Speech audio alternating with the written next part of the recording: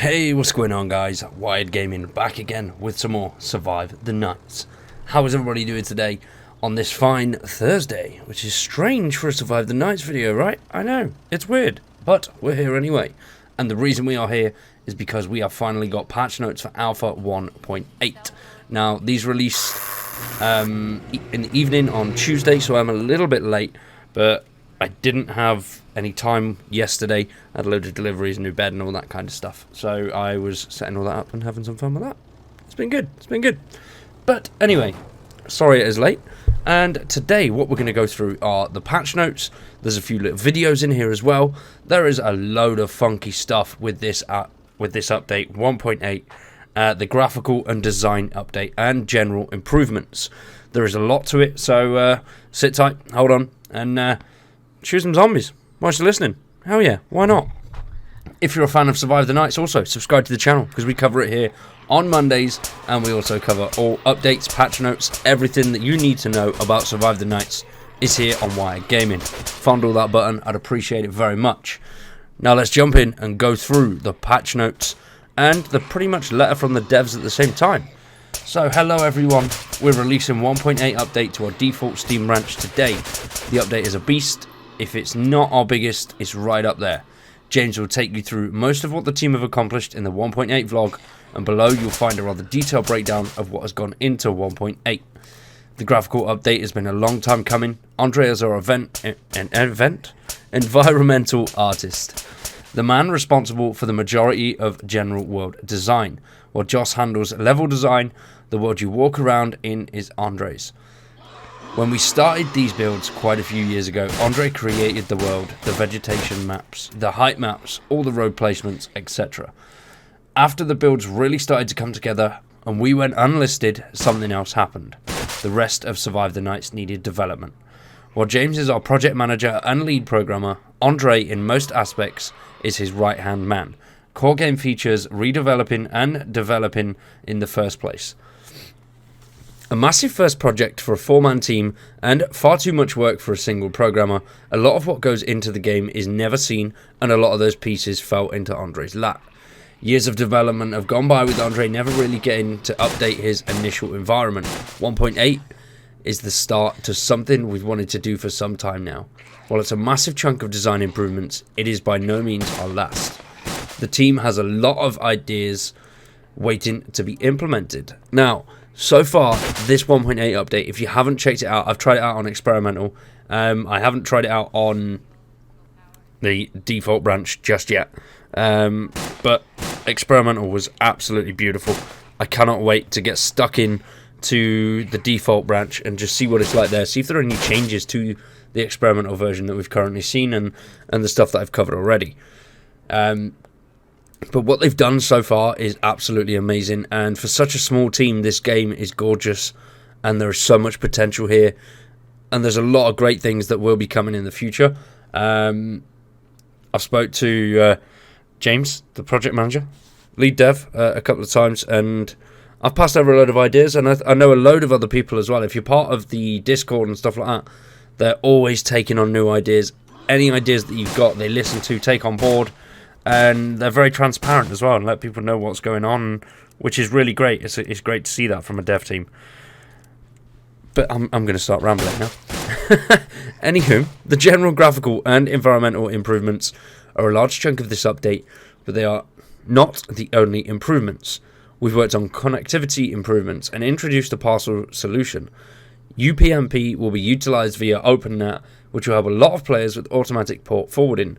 This won't solve everyone's issues since automatic port forwarding isn't supported by some routers, and in others it just doesn't work as expected. That change, combined with a slightly sleeker UI and things like automatic IP and port assignment, should make connecting a little bit easier for around 50% of the players. We've also introduced in-game friend invites via Steam Rich Presence. You'll now be able to host and invite your friends to your own server directly via the in-game menu and tab list. You can also invite players via Steam's overlay or directly in the Steam app via your friends list. There are a lot more pieces to the 1.8 puzzle, and as always you can check most of our changes via the changelog. We'll be updating to reflect current progress and adding new goals for 1.9 and beyond. Below is a recap of the last couple of months of 1.8 progress. Now I've got a little video here from the boss man himself. Let's do it. Yo, what is up guys, JT here. I'm bringing you the version 1.8 update video today. This is the single biggest update we've ever done to the game. We're super excited to show you this one. Off the back of this last year with COVID-19 and not being in the studio, we felt it was time to really bring a massive update for you guys. We did 1.7 as the last update, which brought in the solo and hosting, and we wanted to give you something that was just a major game changer. So I'm going to jump straight into this one. Enjoy, guys. Something that we knew we wanted to do was replace all of the vegetation in the game. We wanted to make it feel more inviting, lusher, more dense, and just overall more realistic. It's seen a major overhaul and it looks a ton better now. In addition to that, we wanted to add design to fill out what was already there. As you can see here, there's now electricity pylons throughout the map and also additional and more detailed design to go with it as well.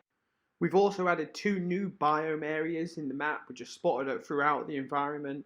Those include marshes and swamplands. These are super exciting places to go exploring and are just nice filler content when you're moving from town to town or throughout the map in general. So many other things have been improved and tweaked, like the textures, the image effects have been overhauled, the lighting has been rebalanced, color toning has been done, and so many other small tweaks to really bring this new image together.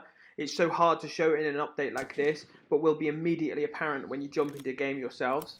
With the major focus on this update being to improve what we already had, we made the executive decision to actually replace and improve assets as opposed to just adding new ones.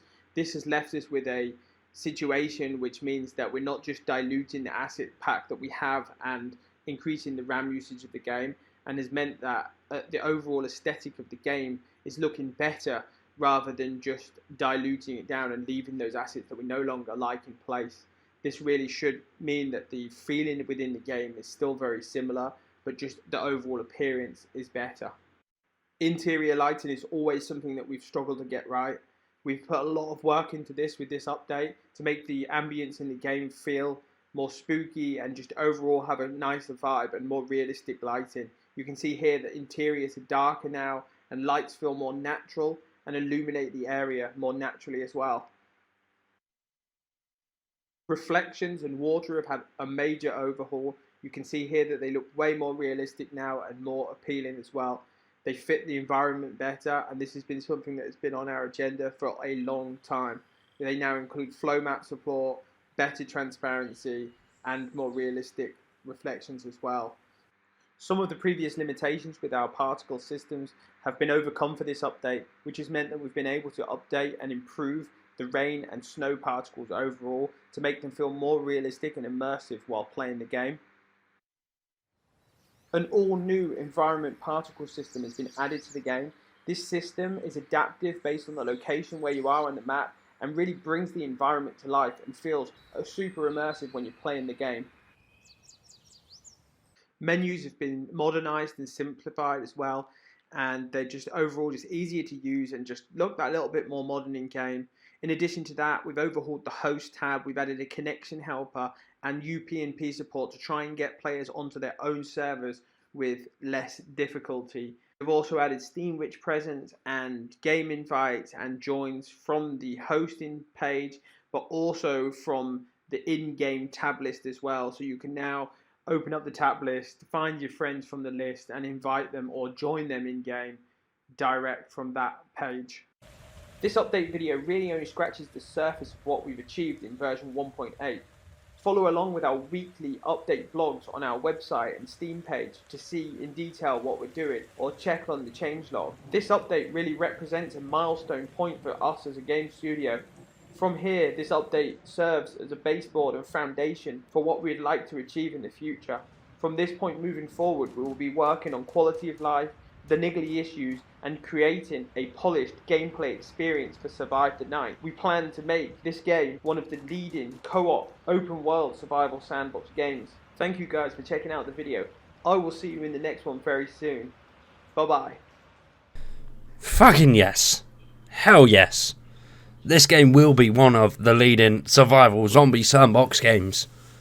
it is getting better and better with every update. Since I started playing the game about 2 years ago, the improvements are just absolutely phenomenal.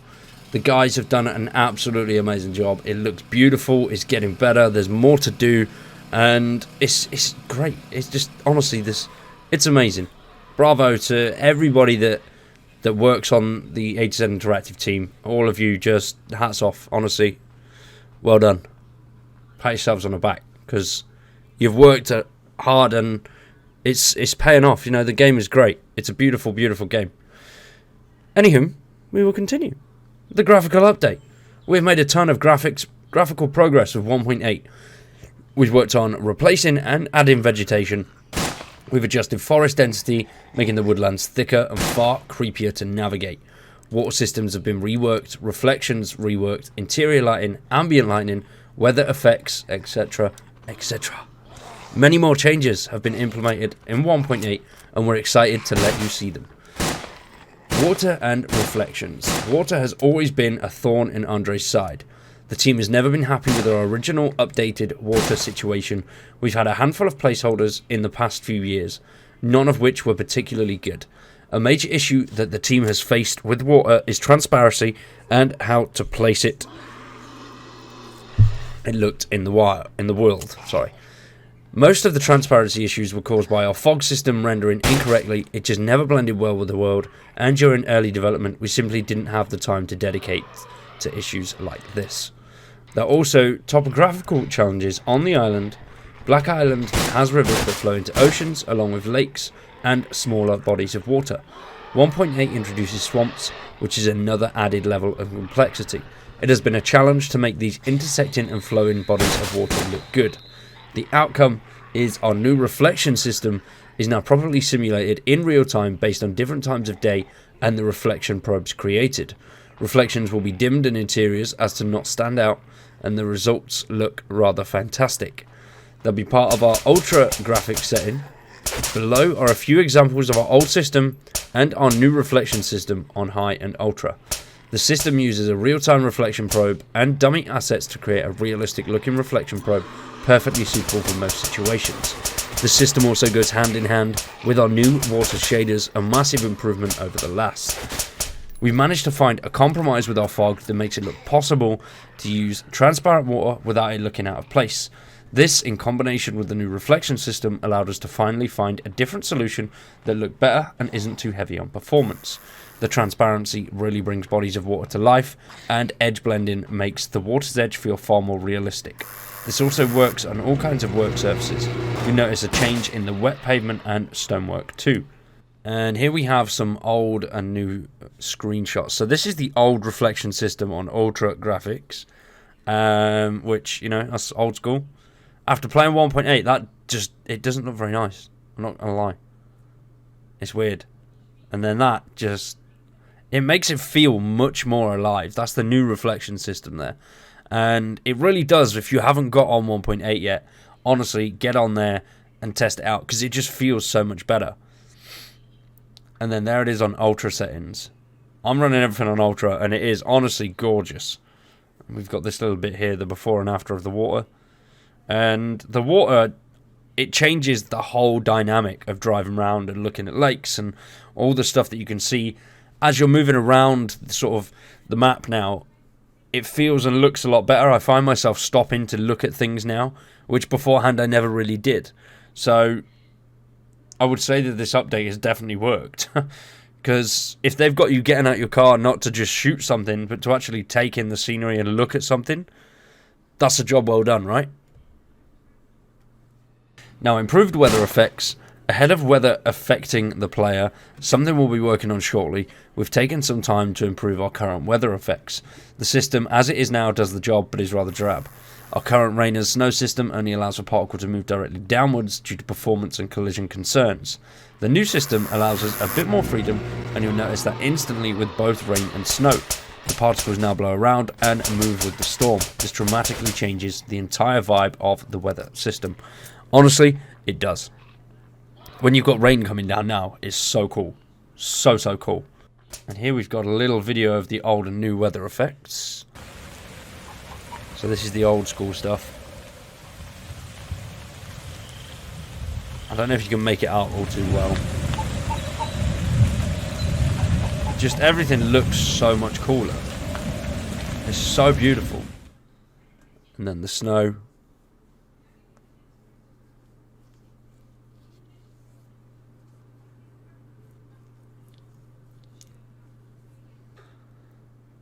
Oh, so much better than what it was. I love it. I love it. So vegetation and environmental detail. Andre has completely reworked the vegetation and the forest density in game. The wilds are now more dense with tall grass, bushes, and new props like deadfall. Improved rock textures tie it all together, along with new stone walls. We've improved on tree density, along with reworking the tree systems to allow for trees to lean. The seemingly small detail does wonders to bring the forest to life. We'll be reworking tree mechanics in the quality of life builds. Now, it really does make a big difference. Once again, it really is something that you need to just jump on and check out, because it looks so much crisper and cleaner now. Everything looks sort of decayed, like the world is sort of regrowing, and everything that was man-made is starting to be reclaimed. It's really pretty. It's amazing. And we've got a couple more screenshots here. We've got the before and after wet roads there.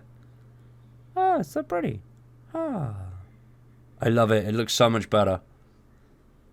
And then we've also got here the before and after. That's all the vegetation there, which it just makes things look so much cooler. And when you are running through, especially at night, the zombies now are a bit like, oh shit, hello, where did you come from? And they just pop up out of a tree. It's good, but at the same time, it's fucking terrifying. So next up, we have got particle effects. For some time now, we've wanted to introduce world particles. Over the course of 1.8's development, with the help of James, Joss was able to program and implement the initial system. The system will allow us to expand and introduce all kinds of cool looking goodies. Trash particles will now blow around the world, creating a very creepy vibe. Leaves and vegetation will also flow with the air. The seemingly small effect does a lot to improve the world. It's something the team would love to expand on, so if you have any particle ideas, please feel free to share them. And here we have a quick video on the particle update. It really does change so much. It makes the game feel so much cooler. As you're wandering around, you can see little bits everywhere. It's really nice. It is a cool effect.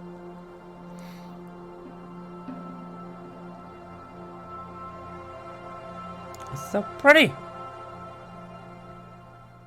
Now we are on to lighting optimizations. I told you to hang on tight because this is going to be a big one.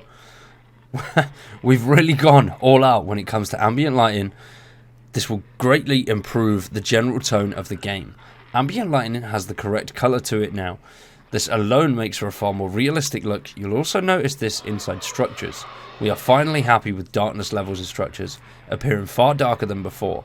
You'll notice this darkness even during the day when you're in the interiors and walking through forests.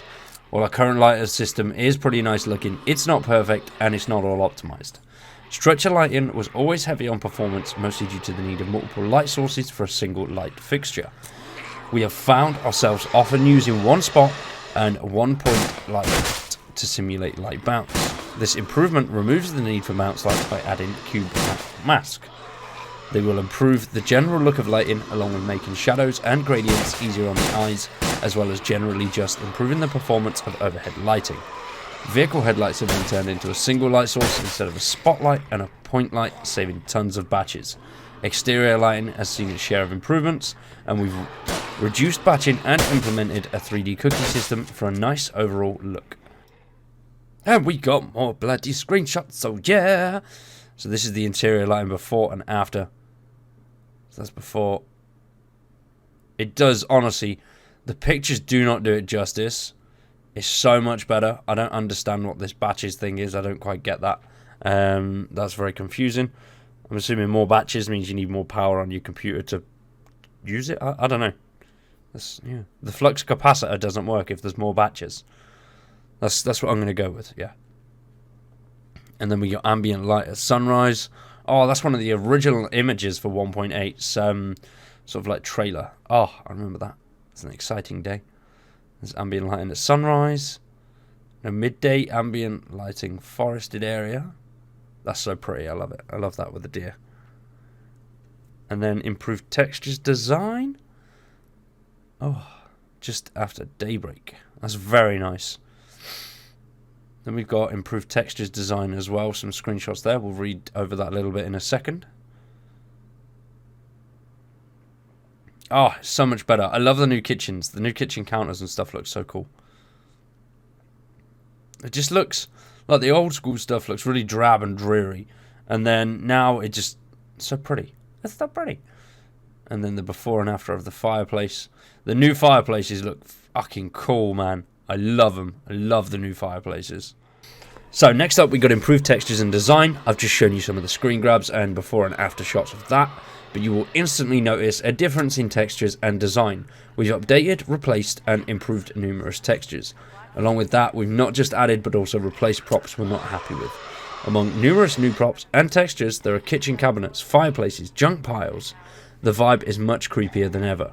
We'll be continuing design improvements after our early game polish builds. Oof! Those polish builds are going to make this game look fucking cool, man. I can't wait. I'm excited for stuff like that.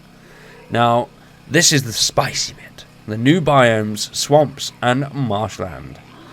Swampland has a naturally creepy vibe to it. There's some classic horror movies and games out there that take place in them. The swamp on Black Islands are wet, foggy and isolated. They're almost screaming out for some gators. You'll find that the swamplands feel like large clusters of small islands amidst murky algae-covered water, isolated cabins, rundown shacks, and thick wood lines and vegetation all add to a nice swamp vibe. Now, one thing that always brings my attention is they keep mentioning gators. We're getting alligators. I can tell you, I guarantee it's coming. It's got to be coming. The amount they've mentioned it in these devlogs, it can't just be something that they've mentioned in passing. It's got to be coming. 100%. Now, the marshlands is a bit more open, so you'll be able to see Zeds and players coming. They're still wet like the swamps, and they're composed of many small islands surrounded by smelly water. You'll notice thick vegetation but fewer trees. Cabins populate some of the small marsh islands, and you'll find new connecting waterways between them. These spots will likely be ideal in future builds, especially when it comes to fishing and crabbing. Oh! And here we've got the screenshots of the new swamp and marshlands. Now, on Monday, we did a marshlands video. We fought off a horde in a marshlands sort of cabin. Looks similar to this one here. It was a load of fun. So if you haven't checked that out, make sure you do. And there we go. That's the swamp up top there. And then the marshlands is just down below. So pretty, man. I love it. I really do. And now we're on to all the technical stuff. Stuff that I don't understand. And it is just a lot of words. Connectivity improvements and Steam-rich presence. The introduction of our hosting solo tabs came with 1.7 and we'll be working the issues out as we move forward. We've introduced a pass-through solution for connection issues. There is something that should help with a good deal of those. If the UPnP Open NAT system does not automatically fix your hosting issues, we'll have a better idea of what's going wrong. If the UPnP system proves not to be effective enough, we'll add a facilitator-based punch-through server. A facilitator serving alongside with relay servers should make connections possible, even when punching through just isn't. James has made great progress this week streamlining the process and the UI surrounding it. Upon digging into the UPnP rework, he decided to further expand the implementation. It's too many words for me, I don't get it. All this computer stuff's just over my head. To expand the implementation to give the user more feedback around port status. We've simplified the setup and removed the need to infill the IP manually. We created a port checker that is embedded directly into the UI to check if ports are open before attempting to start and join a server. Something that has been missing for quite some time is Steam's rich presence integration. The player now has access to Linux server files, additional hosts, and the ability to host your own server from in-game. Players will now have the ability to join friends directly from their Steam friend list, along with the ability to invite, join, and you'll also notice status updates. Players will be able to see what their friends and other players are doing, whether it be fortifying, healing, fighting zombies, driving, or even riding shotgun. Your player status should appear nicely. When we first envisioned Survive the Nights, it was a co-op experience. A zombie survival game you could pick up with a couple of friends, hunker down and have a good time killing things. The ability to invite a friend to a game or server has been missing since launch. It didn't seem reasonable to dedicate development time pre-hosting. Now that players have the ability to host from in-game or via a Linux standalone server provider, it seems the perfect time to do so. We've now added a good deal of Steam integration. You'll notice the ability to invite friends directly to the server you're playing on. You'll be able to do so whether you're hosting the server or you're on a public server. This is made even easier if you're using the Steam overlay.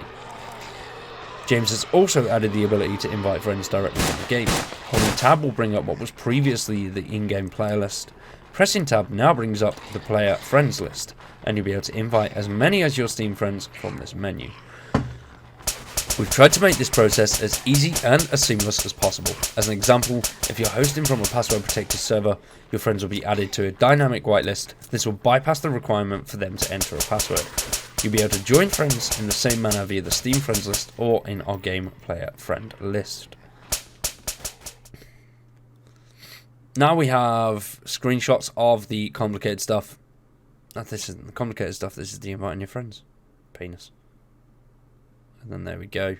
It is literally as simple as that. And you can get that menu up in-game as well, which is really cool. And there it is there. So much easier. So much better than what it was. Instead of having to like find someone or teleport to someone if you've got admin controls, you can now just literally invite them. And they're in the server and you're bish bash bosh, you're ready to go. It's a load of fun. So much better than what it was. And we're close to the end now. We're going to go with post version 1.8. The design update is really exciting for us. It will bring the graphics up to date and reflects on our own development in terms of what we're able to achieve. That being said, everyone is super excited to get finished up on the update and get it released. We have a lot planned for the future and versions of the game, but in shorter term, Alpha 1.9 and 2.0 will be focusing on early game and quality of life fixes. We all feel it's time to tie up loose ends. As nice as it is to develop freely and work on cool features, the game needs to work nicely and have a good retention for early game. This will allow the community to grow with less friction. We can't stress enough how helpful it would be if you could let us know what your biggest frustrations are. As always, thank you for the continued support. We hope you all enjoy Alpha 1.8 and are very excited for the coming improvement builds and growing the community with a more polished product. Boom! So that is it from them, and that is very nice. I like that. Now, there are an absolutely mental amount of patch notes of this, like ridiculous. Most of them are just textures, props, and environment, which we've gone over, adding power lines, the new biomes, improved trash piles. Windows now have shutters, a few of them. Performance issues, which we've gone over already, and the UI, we've gone over that bit. Now with vegetation, it's pretty much just new areas and tilts to trees and what vegetation has been added and wind effects and that kind of stuff. So we've pretty much gone over it in greater detail than what the patch notes actually are. So we are going to leave that one there. If you do want to read the full list of notes yourself, which is quite literally just a bunch of bullet points, detailing every item individually that has been done.